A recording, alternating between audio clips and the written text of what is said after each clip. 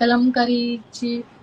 शुरुआत कैसे हुई है? आपसे मैं हिंदी में वार्तालाप करना चाहती हूँ। वाह क्या बात है। चलिए हिंदी में करते हैं जी। तो जैसे कि क्षितिज ने बताया कि जश्न उन्स के बहुत सारे अलग अलग प्रोडक्ट्स हैं, उसी में से एक है कलमकारी। अब कलम को चलाने वालों के लिए, कलम को चलाने में दिलचस्पी रखने वालों के लिए और चलती हुई कलम को सुनने वालों के लिए, तो इस तरह से ये कलमकारी की शुरुआत हुई। कलमकारी नहीं, कलमकारी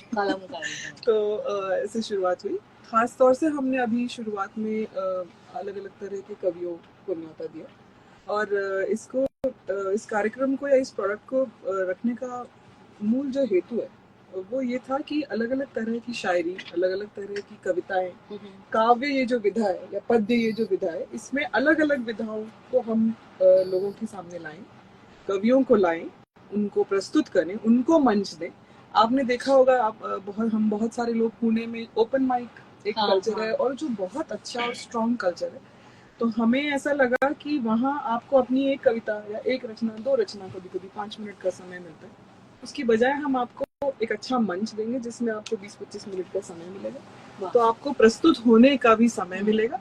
और हमें आपको सुनने का समय मिलेगा।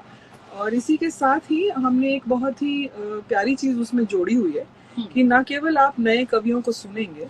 बट उसके साथ ही साथ आप क्लासिकल जो हमारे कवि हैं, हमारे जो बड़े बूढ़े हैं,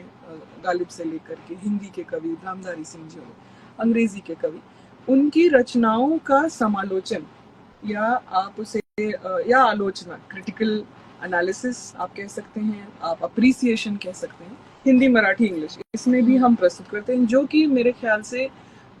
जश्न उन्स के अलावा कोई नहीं कर रहा था या कर रहा है पुणे में फिलहाल। पर इससे आपको हमारा जो हेतु है इसको समझ में आएगा कि प्यारी सी कविताएं या पद्य में जो भी काम हो रहा है या आगे चल के गद्य में भी जो काम हो रहा है, इसको सुनने वालों को भी हमें तैयार करना है और लिखने वालों के लिए भी एक प्लेटफॉर्म तैयार करना है जहां हम और बेहतर समझें, हम सब मिलकर आगे बढ़ें इस लिखाई की हमारी जर्नी में। और इसी जर्नी में शायद आपने कुछ सोचा है कलमकारी और गजल गराज कोलैबोरेशन के बारे में कुछ बात